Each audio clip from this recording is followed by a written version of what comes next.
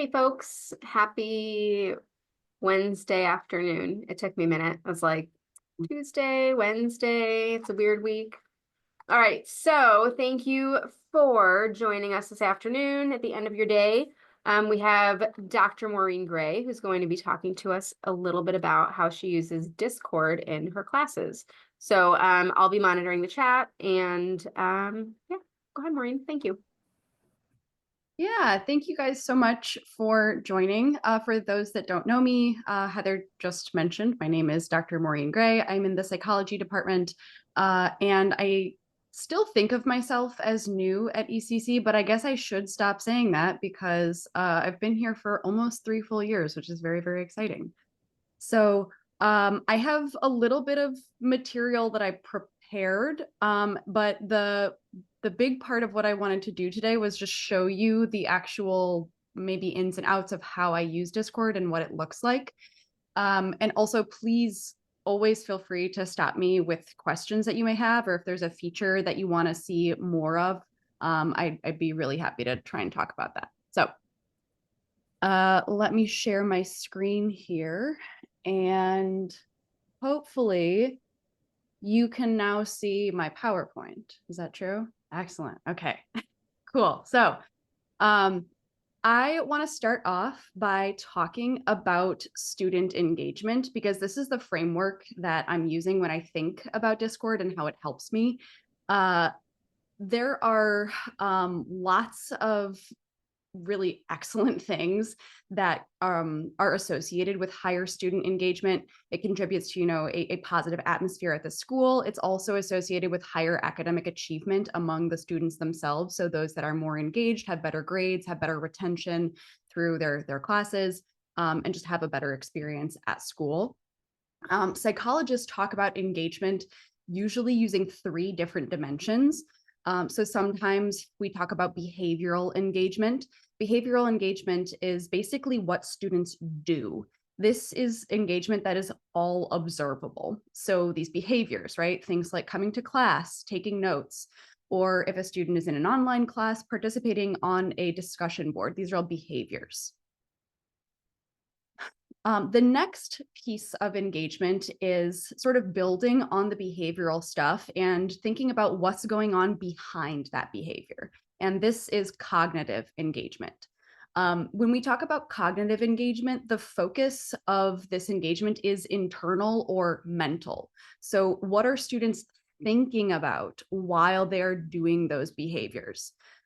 As teachers, I think we are all well aware that a student can be behaviorally engaged, coming to class, following instructions on assignments, but maybe they're not actually reflecting too much on the material that they're learning. They're not trying to make personal connections. They're not realizing, oh, this thing that I learned in chapter 1 is actually related to this thing that we're learning now in chapter 2, right? So the cognitive engagement is all about what's going on internally. And then finally, emotional engagement. This type of engagement encompasses basically students' emotional responses or reactions. So this encompasses things like the feeling that you belong in a classroom, having a positive interaction with a faculty member and feeling warm about that, having a positive interaction with a classmate, and that sense of being excited to come to class. So learning management systems are very, very helpful with tracking and encouraging some kinds of student engagement. However, I think very importantly, these LMSs are not built with all kinds of engagement in mind. In my experience, most learning management systems focus mostly on increasing, tracking, and measuring behavioral engagement. Right. So this takes many, many different forms. We can literally look at when a student has logged into D2L. We can ask them to complete assignments or quizzes, but these are all observable behaviors. You may want to infer the type of cognitive engagement that is required to complete an assignment by how you grade that assignment, but importantly, all of that work, the cognitive engagement, the internal processing that's going on to complete that assignment, that is something that happens outside of D2L. Right? Students are doing that thinking on a Word doc or on Google Docs, or maybe they've created some flashcards that will help them practice the material. I think another thing that I've found pretty limiting is the way that feedback is handled in this learning management system. Providing feedback is a terrific invitation for cognitive engagement, right? You point out to the student, here's a place where your thinking went wrong. Here's how you might actually improve that thinking on your next assignment. But it is limiting because it only happens once, right? So you give that feedback one time, and we can tell that many students don't look at that feedback. I don't have actual data on how many students look or do not look at the feedback from D2L, but just anecdotally, I recognize that many students don't look at the feedback that I write. And it's all very one-sided, right? So it doesn't typically start a conversation with the student because the students can't reply to the feedback. They would have to, reach out to you separately through email or something to have a conversation about the grade that they got or maybe where they went wrong. And then finally, I think that emotional engagement is pretty limited through D2L. Students communicate with professors in D2L basically through receiving feedback on their assignments. They may communicate with one another through discussion boards, but discussion boards are very structured, right? There's not a lot of space for students to get off topic or to develop a relationship that's sort of external to the content of the course. Online classes, I think, are a space where this is particularly important because the engagement of the student is in many cases mediated entirely through that learning management system, right? Because that's sometimes all they see. Online classes are extremely important to increase access to education. And we do know from research that students can learn just as much in online classes as they can face-to-face. But I think there are some ways in which student engagement is more challenging to encourage in an online setting. There is some data to support this as well. The attrition rate, or the number of students not completing online classes, is higher than face-to-face classes. So with all of this in mind, and keeping in mind some of those weaknesses of the engagement through a learning management system, I turned my attention to Discord to try to increase student engagement. I'll note initially, this is very useful for online classes, but I use it for in-person classes as well. Just a quick overview here. If you've never heard of Discord before, it is a channel-based instant messaging platform that's most frequently used by people that play video games. That's who created it, is people that played video games that really wanted a way to talk to one another live while they were both playing the same game. And it's a lot like Slack, or I think Microsoft Teams, although I have less familiarity with Microsoft Teams, but a lot like Slack, but for people that play video games. It is accessible directly from your browser if you don't want to download yet another app, but there are apps for your desktop and your phone. Just a couple of pieces of language that I want to use to talk about this so that we're all hopefully understanding the same thing. The first important feature of Discord is a server. A server is essentially the hub where everyone is gathered around a specific topic or a specific community. And servers exist for all kinds of communities. So with respect to this talk, I have a server for all of my classes this semester. So all of my spring 2025 classes belong to the same server, but there are also servers for things like the board game cafe that I go to. They have a Discord server where patrons of the cafe can connect with one another and can connect with the owners in this online setting. People can also create servers just for their friends. It has some of the functionality of a group chat, but it's much more organized than just a group chat on your phone. But I also have a Discord server for a student club that I am a co-facilitator for. So there are lots of ways that you can apply this server organization to groups of students. Within each server, there are different channels, and these channels correspond to specific topics within the server.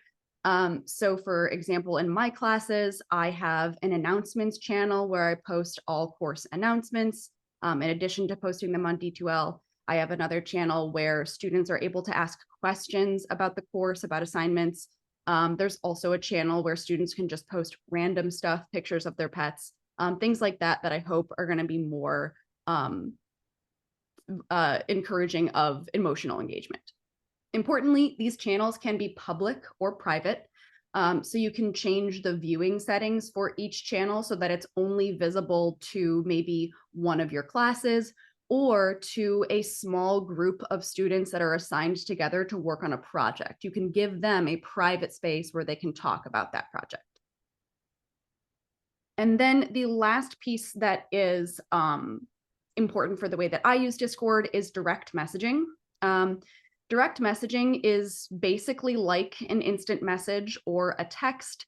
It is, exactly what you would expect based on that. You just can send a message to any person that is in that server if they have if they have their privacy settings set to not allow messages from strangers, then you can't contact them. But most people allow messages from other people if they're in the same server. So with this function, students can talk to me very easily, and they can talk to one another very easily. So that's the quick overview that I wanted to give you. I'm now going to show you the actual server that I have set up for my classes. Before I X out of my PowerPoint, does anyone have questions, comments, things that they want to hear more about? Okay, cool. So, oh, there is a question about how I got Discord approved by IT. I actually did not do that. And the reason that I think it is okay to still use Discord is because it's not replacing D2L. I think we have our college has a contract with D2L that we need to host our course and all of our assignments and stuff like that through D2L. But because this is supplementary, it's not replacing D2L. It's not something that I had to get external approval for.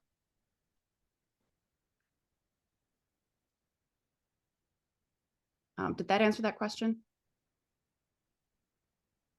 Okay.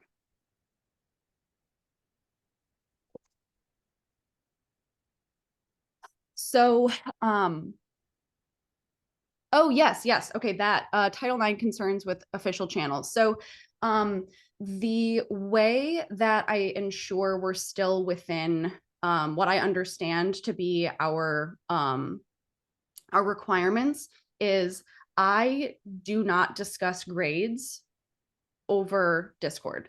I am not allowed to discuss grades with a student unless they are talking to me either in person or through their ACC email, like their student email. So I just tell people that at the beginning of class, when I tell them about how we're going to use Discord, I tell them, if you have a question about your grades, you have to send me an email. I can't answer a question about your grades over Discord. But if it's through email, that's okay. Does that address that piece?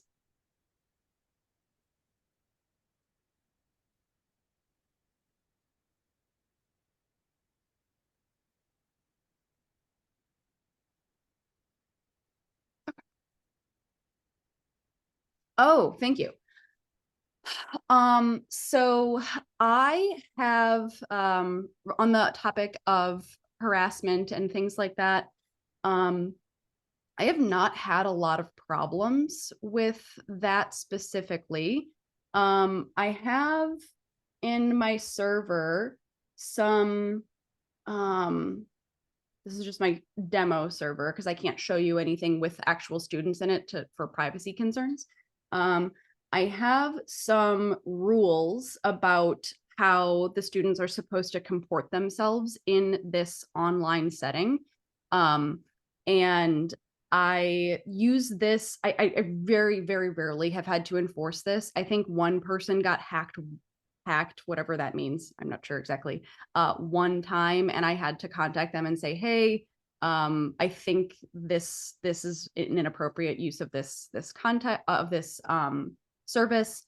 And if you make another post like this, I'm going to have to remove you from the space. And the student explained to me what had happened. They clicked a link that they shouldn't have, and something like that happened. But that was very unusual. Worried about instructors' exposure to risk. So you mean the exposure that I would have? Yeah, I can just come off and I can. Sorry, I didn't mean to derail you in the middle of this. Yeah, I'm just curious because with it not because you're talking about something that's decentralized that ECC has no effective ownership over any of this. Yeah. But I'm just worried about if that exposes the instructor to any sort of risk if there was a Title IX complaint or anything else like that. Versus like if it's on D2L or something like that, we ECC as an institution has a lot of access, a lot of controls and things like that to those. And so that's just all. I'm just kind of curious as far as from the instructor perspective and making sure that we're not accidentally setting you guys up for unintended risks. I'd hate for something to happen on your Discord server that would cause any sort of harm to you.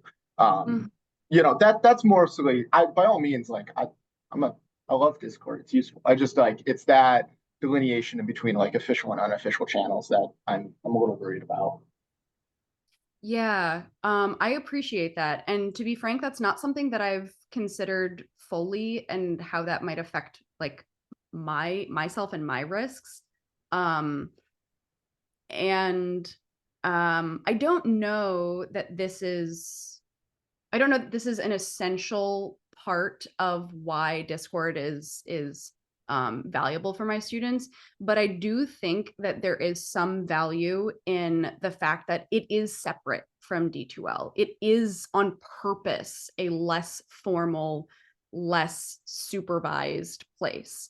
And that makes it a little bit more playful, which can incur some of those risks that you talked about. And I don't know if all of the benefits are I don't know if these benefits are required by if the being separate from D2L is required for these benefits, but that's no, I agree. I think that like having a messaging platform type like this is as somebody who's taken online classes and stuff, I fully appreciate. I think there's a lot of value in it. So I do. I'm a risk person, so that's all.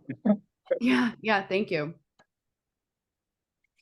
And I think there is a question for you in the chat. I can't answer that one. Not specifically of Sood. I think like there is risks of when you get into unofficial channel, like not ECC licensed or institution licensed places.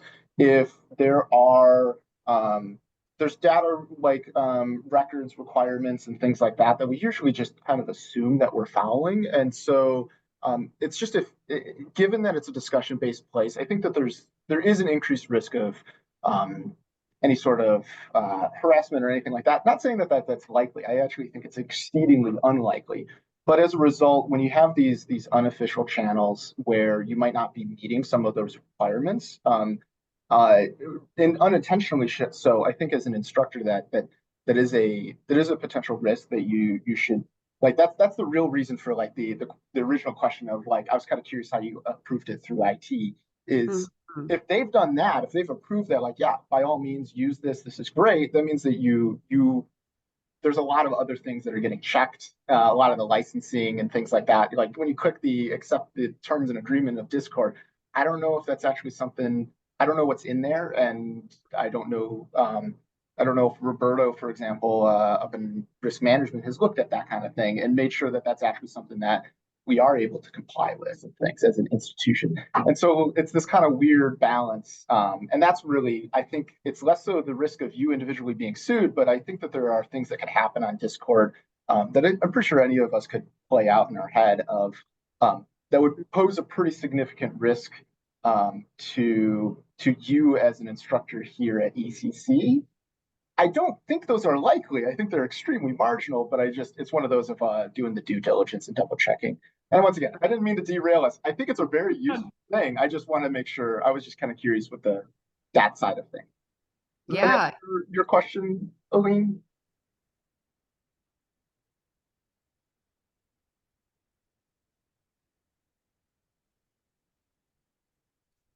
Thank you. So I'll go back to just walking you through how I have this set up and kind of pointing out some of the most important features, the way that I'm using them. So first, the way that I to just like orient you to the different parts of the app. All the way on the left-hand side over here, these are the different servers that I am a member of. So some of these are like personal. They're just a server that I'm a part of so that I can talk to my friends. This is the one for the board game cafe that I was talking about, right? And this is my classes now, which I won't show you. And this is the one that I just set up today for demo purposes. There are no students in it. You can see in the members list, there's just me. So on the left-hand side here are all of the different channels in my server, and channels are denoted by this little hashtag sign. So this is the space for different topics. I didn't populate everything in here because I figured I could just talk you through what I do, but I have this space where I share helpful links and resources for students. So a link to their online textbook, or the link to the Google Drive folder where I share all of their lecture PDFs and videos and stuff like that. Then I also have a channel to post announcements.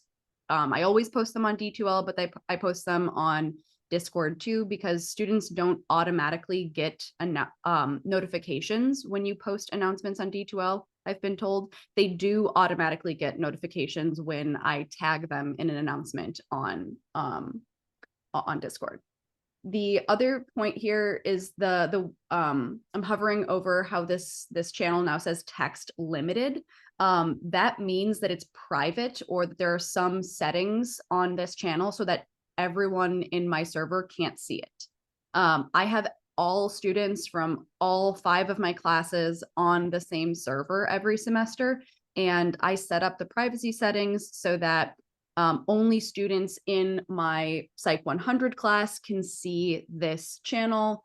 Likewise, only students in my Psych 223 class can see this channel. All right, so it makes it a little bit easier from the student's perspective to navigate. It looks overwhelming maybe from the instructor's perspective because I manage everything, but I'm used to how to work through this, and I've set it up to be as neat as I can with grouping together the similar channels.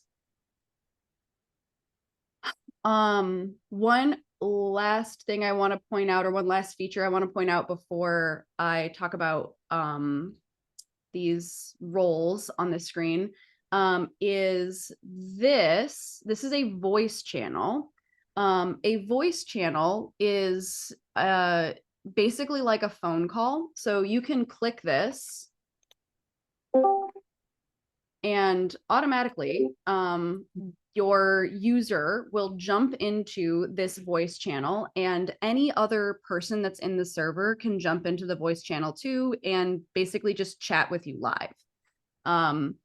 This is something that students who are comfortable with Discord already are definitely, they've talked to me like this before, but other students often prefer to meet over Zoom for remote office hours. So I just give them that option in case they would like it.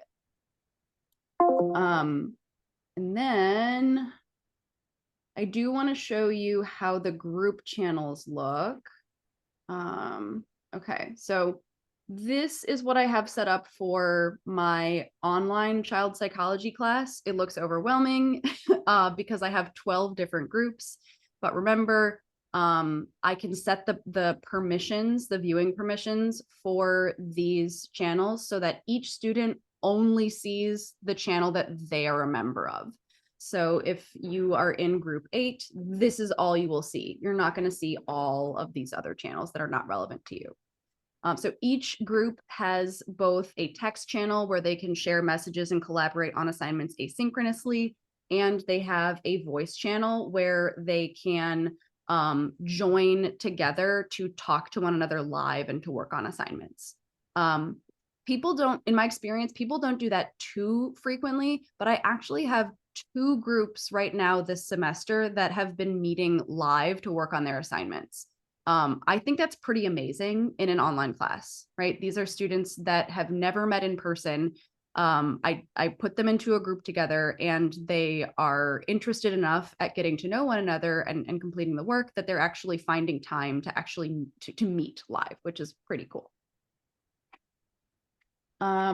Okay, and then the last piece, which I should have included in my overview, but I neglected to do so, is to talk about, let's see, I think I can get there from over here, is to go through the last organizational tool that I use, and that is how I change privacy or viewing permissions. Discord allows you to change viewing permissions with a function called, Stacy, yes, to answer that question, it could be audio or video. So you can use your camera, you can also share your screen. Discord calls it like going live or something like that, but it is exactly the same function as sharing your screen on Zoom. So the roles function in Discord is useful to manage the permissions for each student in the class. So at the start of the semester, there is a bit of a startup cost because I have to assign the roles to students manually. I get around this, or I make this as easy on myself as possible by giving them an assignment where they have to sign up for Discord, join the server, and then send me a direct message to give them that experience of sending a direct message so they know how to find it. And then in that direct message, they tell me which class they're enrolled in. And then right then and there, I just assign them to a role. So as the course goes on, I will be able to see who is in what class, and I will be able to tell who is in what group in what class. So let me show you what this would look like maybe for child psych student. And let's say we're in group 8. So if you were a student in my child psychology class, this is all you would see. You would see the README first, you'd see links and resources, the space for announcements, a place for you to ask questions about the course material, and these 2 public channels that are just for basically, well, this one's for forming study groups, this one is for just random stuff, and then you would see your group channels at the bottom. So much less overwhelming, I hope, from the perspective of the student. All right. Are there any other questions about the functions here, or anyone want to see something? These are direct messages over here, which I can't click on because you will see students' communications with me, and that is a violation of their privacy. So, Maureen, I have a question. I'm curious, and I apologize if you mentioned this already. I just didn't like soak in the information well enough. But is there any place on Discord for anonymous engagement? And do you have thoughts on like a space for anonymous question piece, or there's always the benefit of having the sense of what students asking what question? yeah, that's a good question. There is no anonymous engagement, I don't think. People can react or like posts similar to the way that you can on like Facebook. There are emojis and stuff that you can use. And I think I have had situations where one student will ask something and then another student will like that question or something, conveying like, I had the same question, but I didn't ask it. But there is no, yeah, that's correct. There is no way to do so anonymously, I don't think. And I wouldn't necessarily make a big push of, oh, there's a need to have an anonymous question box or something like that. It was more of just a curiosity with the function of it. So thanks. Yeah, yeah. Mhm. The other function question I'll ask is, can things roll over from course to course? Like I think about D2L in terms of, oh, I'm going to copy over one semester's work to the next semester. Like, is it a matter of, I'm set up a new section for the fall? Lots of what I've set up here in terms of communications, I can just simply push that to my fall course or then starting from scratch. Yes, you can do that by creating a template. Okay. So when you create a template, you will copy all of the channels that you've created, the roles that you've created, and like it says, your settings. It will not copy any of the messages that you've sent. So if you do something like I have, where, you know, I have basically the same thing in the Read Me First channel every semester and very similar things and links and resources, but I have to just repost that at the beginning of every semester. It's not a huge deal. When my classes change from semester to semester, I do have to make some changes to the names of channels. Like if I'm not teaching Psych 212, I would have to edit the channel and edit all of the names of associated roles, which can be kind of a pain, but it takes me, you know, maybe a couple of hours of work, and it's pretty mindless work, so I can like listen to music while I'm doing it. That's helpful. Thanks. Yeah.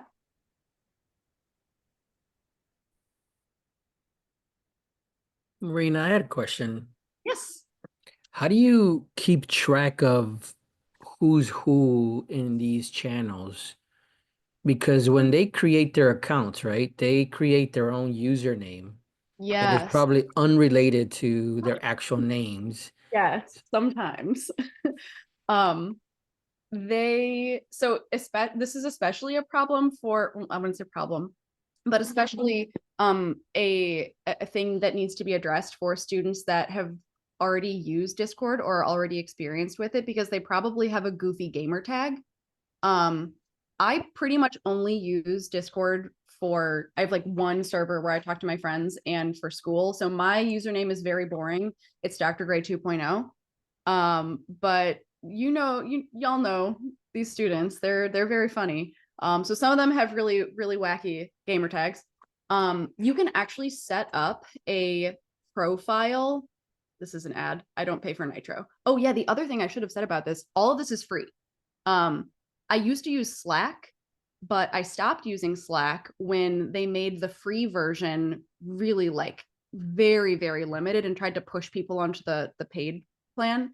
And Discord does a lot for free. But anyway, so you can actually set up a profile specifically for your class or for this server. So you can change your display name for this server. And you can change whatever your status is for this server. So I ask people to do the to change their nickname so that they have it reflect what they prefer to be called. And for people that forget, I do it for them. Not many people forget. It's few enough that it's not a big deal to just go through and be like, okay, who on here, who has a random name that I don't know? Can I figure out who you are based on process of elimination? Yeah.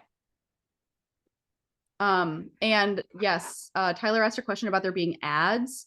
The only ads that I get are like you just saw there, that Discord Nitro ad. Like they want me to buy the upgraded version. But there are no, it's really it's not intrusive at all. Yeah.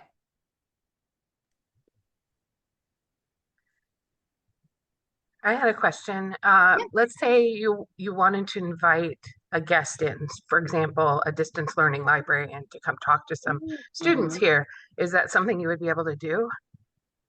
I think you can. There are ways that you can just share an invite. Oh, these are my students' names. I'm so sorry. Didn't mean to share that with you.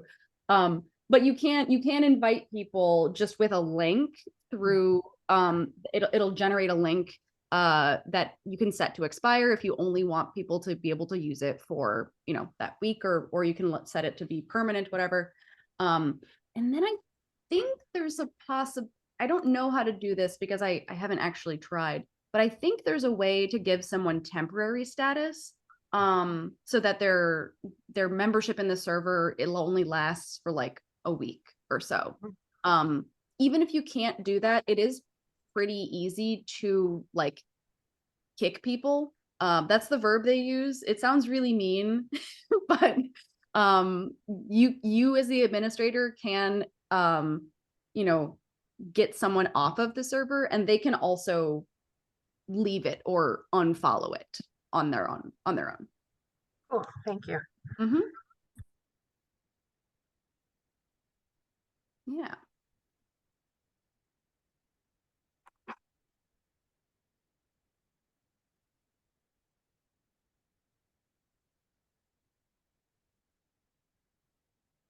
Okay. I have a little bit of like data that I can show you about how my students feel about Discord. And maybe some other questions will pop up while I'm doing that. Does that seem cool? Yeah. All right.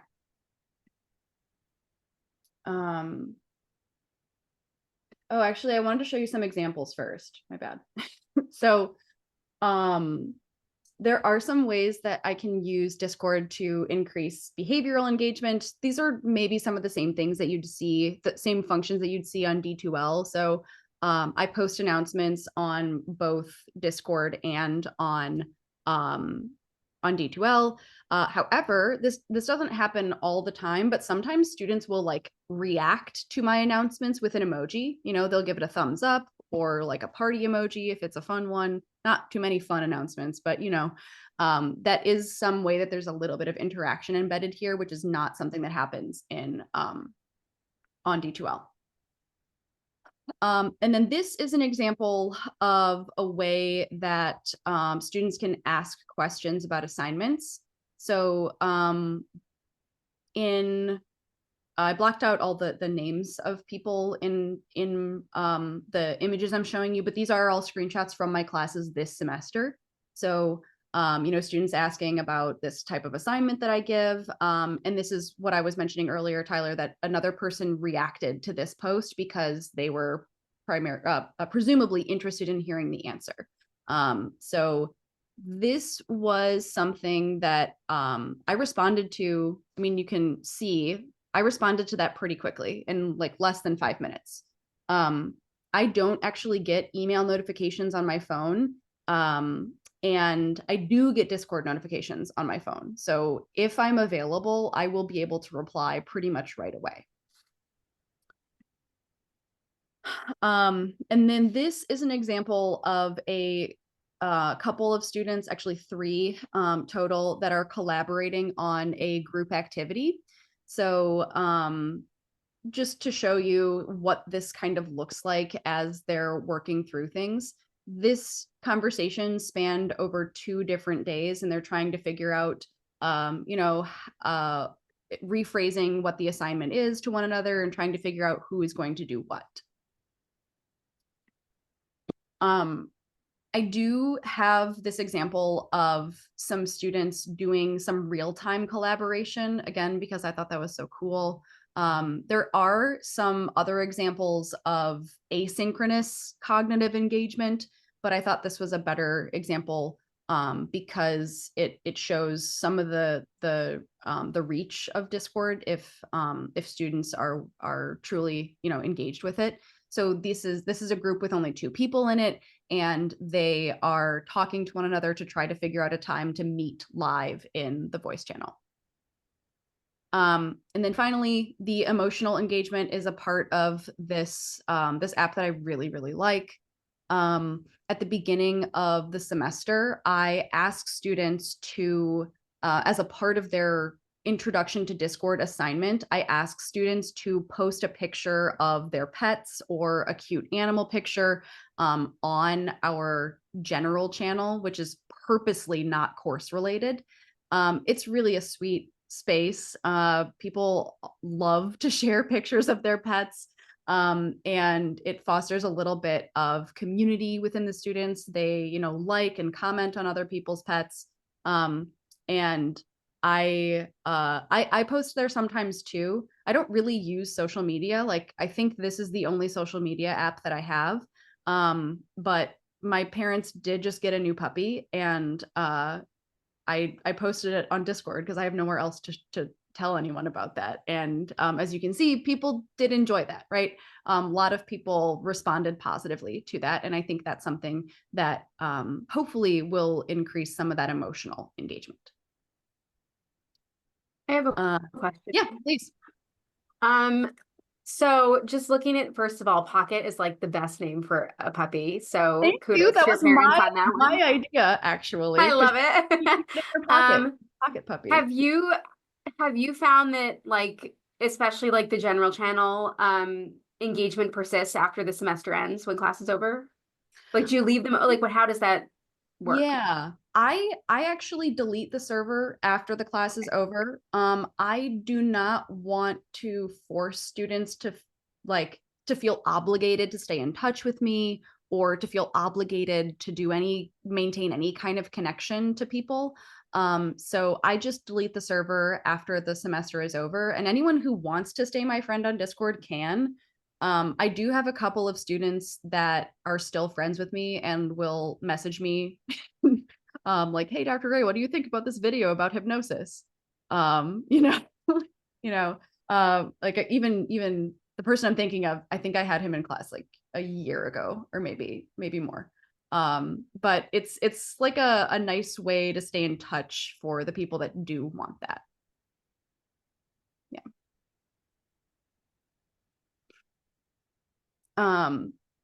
So the last thing I have is a little bit of data. I ask my students I give them a end of semester feedback survey where it's all anonymous, and I ask them just a whole bunch of questions. That's a very cute puppy in the chat. Oh my goodness. Can they fit in your pocket though? Anyway. This is the results from an anonymous survey that I asked my students. I do this every semester, but I just picked last semester because this is the most recent. And I give them a list of many different elements of the course, like my lectures, my feedback on your assignments, the quizzes, etc. And then ask, how helpful was this element for your learning and experience in the course? And I definitely have some students that are like anti-Discord. I would even go so far as to say they really don't like that.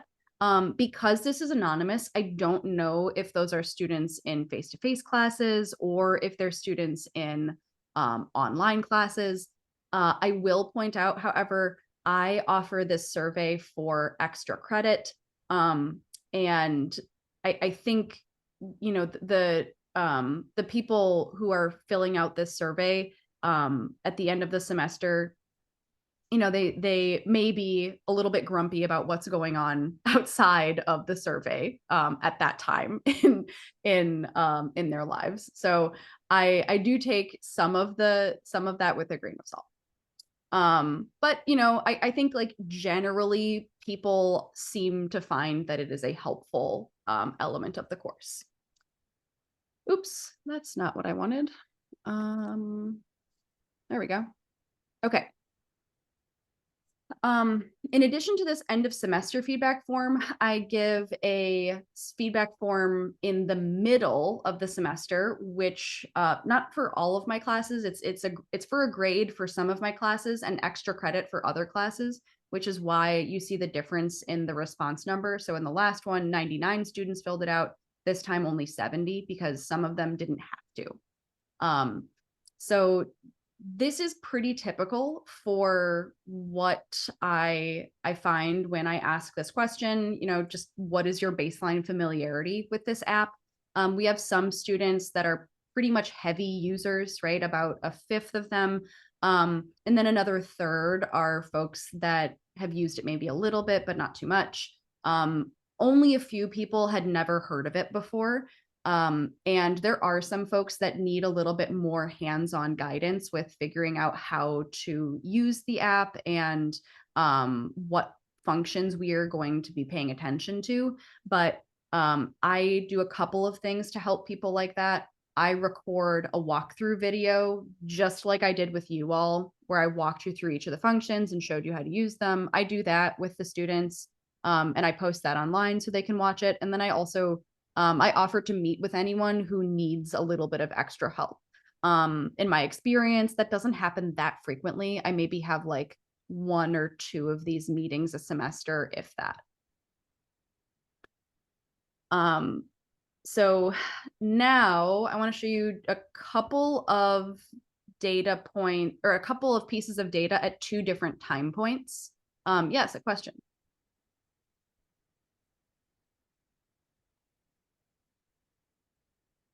Was there a question? Oh, okay. Thank you. I want to show you some data at 2 different time points. So the questions are the same, but this is from the middle of the semester.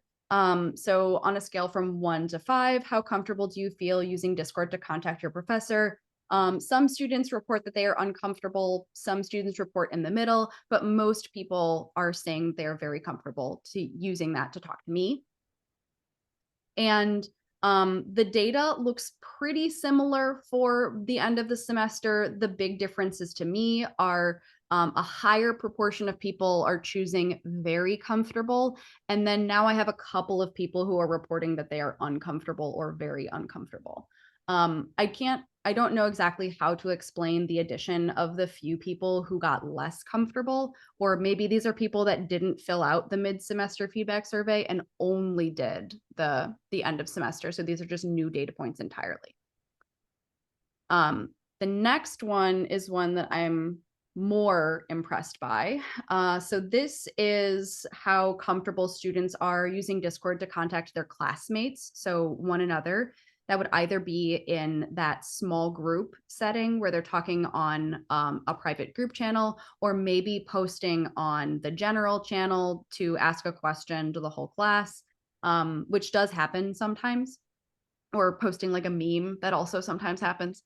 So at the middle of the semester, I see, you know, marginally more people are very comfortable than neutral, but like a significant number of students are not comfortable talking to one another using Discord. That changes pretty dramatically by the end of the semester, right? So by the end of the semester, we still see some people who are uncomfortable with it and still some people who are neutral. But I'm going to show you this again because I was amazed. Going from 34% of responses are very comfortable, all the way up to 52% of people are now very comfortable using Discord to just talk to one another. And I think that's pretty cool. I don't know exactly where that difference comes from. Does it come from the small group interactions that they're having, or does it come from you know, like I said, those maybe bigger spaces where they can post in a place that everyone in all of my students in all of my classes can get access to. But I think that's like a really encouraging result to me. All right, that is actually all that I have. So thank you. And I will answer any other questions that you may have.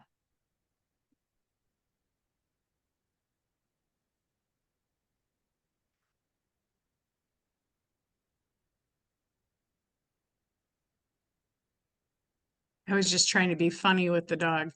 Oh no, I mean, it's funny. Yeah. You said people like to post dogs, and then I had to get it off my phone onto the computer, so then Yeah. it was delayed. But you did it. It got she's there. she's asleep at my foot right now, so sorry. Oh, I didn't mean to interrupt your. And she's 40 pounds. She's not as small as you think. she's not a pocket puppy? Okay. No. Hi, other question. Yeah, I'm curious, one of the things you're sort of comparing this to is the sort of like responses and posts on D2L, and those tend to be assignments, right? Like we ask our students to post a reflection, et cetera.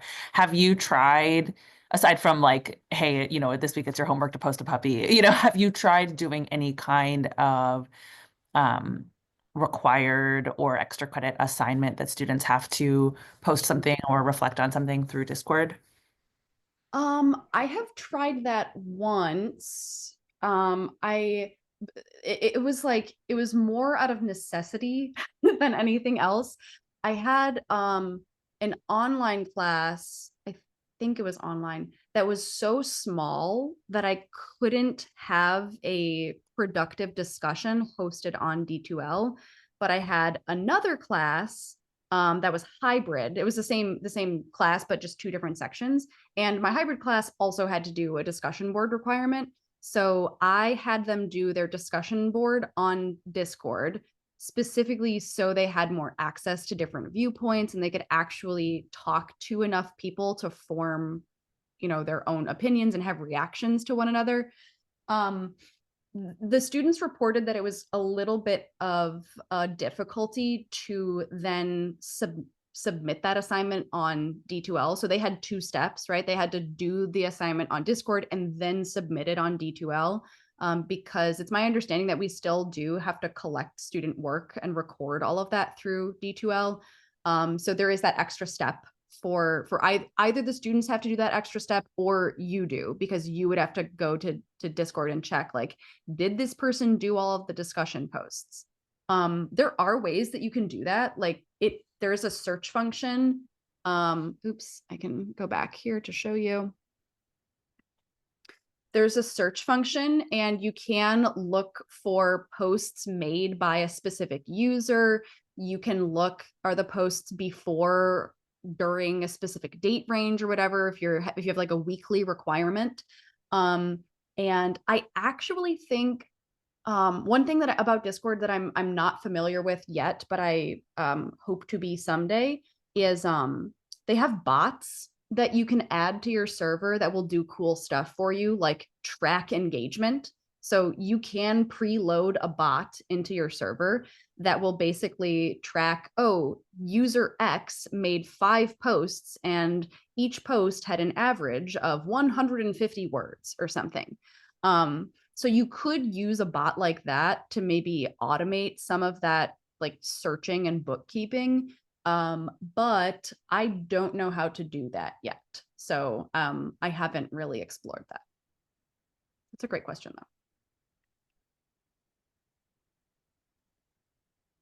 Do you have a sense of how many students like using it as an app versus using it in a browser?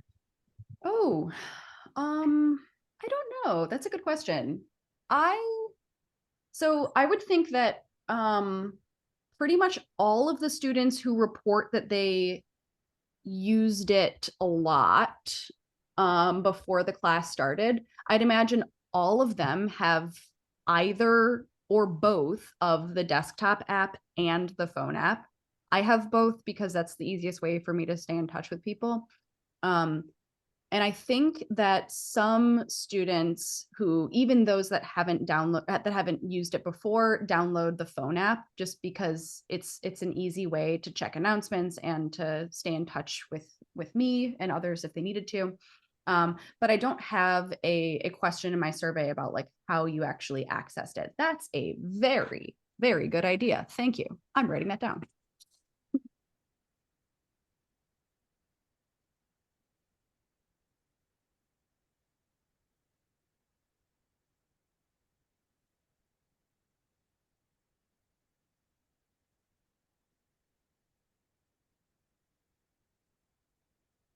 Kind of an abstract question I'm trying to think about how to sort of formulate is how much you find the Discord conversations making their way into the face-to-face classes. I mean, like how often do you find yourself like referencing like an announcement made, or hey, here's a question that was posed on Discord, or even students bringing it up in face-to-face. Oh, here's like a conversation that took place on Discord. Kind of bringing those pieces up. Mhm. Yeah, that's a great question. I actually neglected to tell you about one feature or like one way that I use it to purposefully try to share things from this online space to the live class session. Let me see if I can show you this in one of my classes now by hiding. Yes, I can. Okay. So there are a couple of ways to answer that. First, I do sometimes say like, hey, I posted this on Discord. You can get that link on Discord. Most things I post on D2L and Discord because I know that some people are really like they have trouble with Discord or they're resistant to using it, and it is usually a good idea to just have things available in two places. But I do use Discord pretty heavily in my live class sessions in my upper level classes, so in the 200 level classes I teach. So I will frequently share like basically Google Docs that I want students to complete for a group activity during class. One way they can do that is by going to D2L and logging in and all that stuff. But another way that I think is a lot easier for me sometimes is just posting this on the channel that I devote to sharing notes or things during lecture. And, you know, I can see when people log in, on the right-hand side of the screen, there's always a member list and it shows you who's active, who's online. Routinely, like half of the people or more show up as online during class. So they're accessing these Google Docs through Discord in class. And this also goes really nicely with the fact that they can then reach their group members or send them a link to the doc that they're working on right there from that space.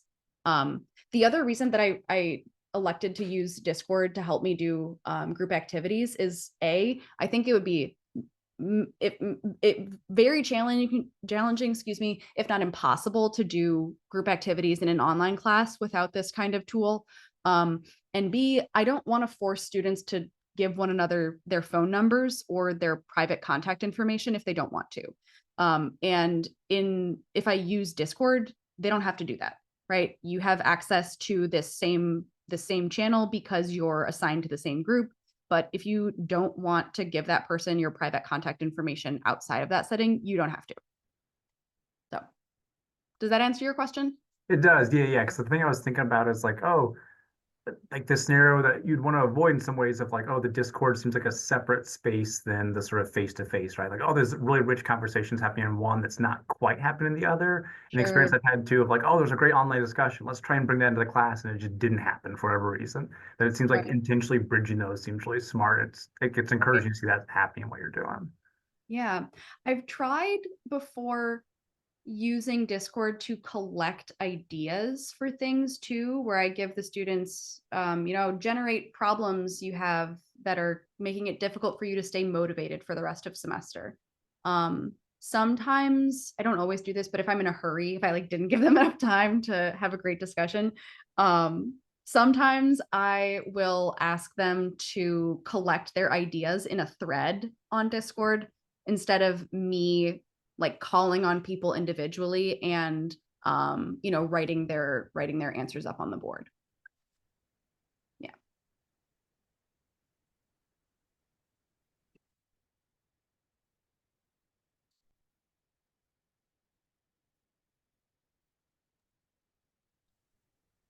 Are there any last questions before it turns 4 o'clock?